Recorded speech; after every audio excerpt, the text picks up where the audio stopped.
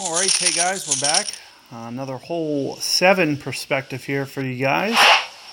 I did pretty much cover everything that I recommend doing for you guys last time. However, this time I'm going to give you, especially with this hard wind, we're going to go at this a little bit different. I'm going to make sure that I bring my katana ball, and you can see at the very least, how tight that you have to play this. And I'm going to play this, you can see about 2.5 rings into the rough here. And you can see kind of half of that blue ring being extended into the fairway. I'm playing this very close to the edge, so you can see that it's very close, and as much side spin as I can. And you can see that that's going to give you a very good opportunity to get down into the middle of the fairway. So if you get a hard 9 o'clock wind like that, that's how I recommend, especially if you don't have curl like me. You can see my extra mile 5, very limited on curl capability. So you need to make sure that you're considering that when going about doing your shot, because if you don't have that nice side spin ball, you could very easily wind up in that left-hand rough.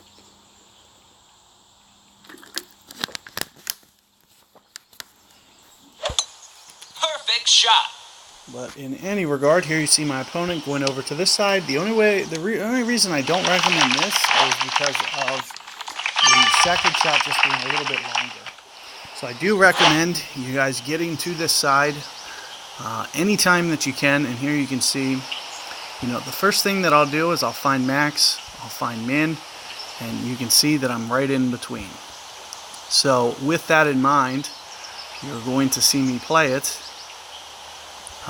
very close to mid-club with my adjustment, with about 3 backspins. So somewhere right around here, and just try to straighten this up as best as possible.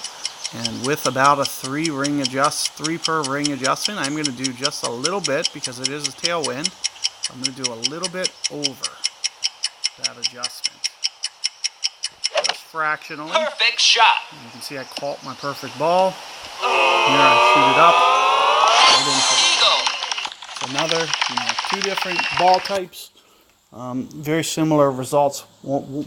If you guys saw my other perspective, I had a very small wind. This time I didn't have an angle wind, but do keep in mind that I did a little bit of an overplay. I might have went, 2.4 rings or so, which is at 3 per ring if I use kind of a mid, which it was basically at mid club. Keep in mind that I was going a little bit of an over adjustment for wind effect. Now we're talking very fractionally. We're talking, 0.3 of a ring. So very, very small overplay. I should have went 2.1 rings. I went 2.4, for instance. So very, very marginally small. But do keep in mind, as wind grows, you'll need to go that much more. And also, as the wind adjustment grows, if my adjustment's 3 per ring, that's a very small adjustment. If my adjustment was 1 per ring, I'd have to go an extra full ring. So, ring size plays a very big factor as to why I only went, 0.3 extra.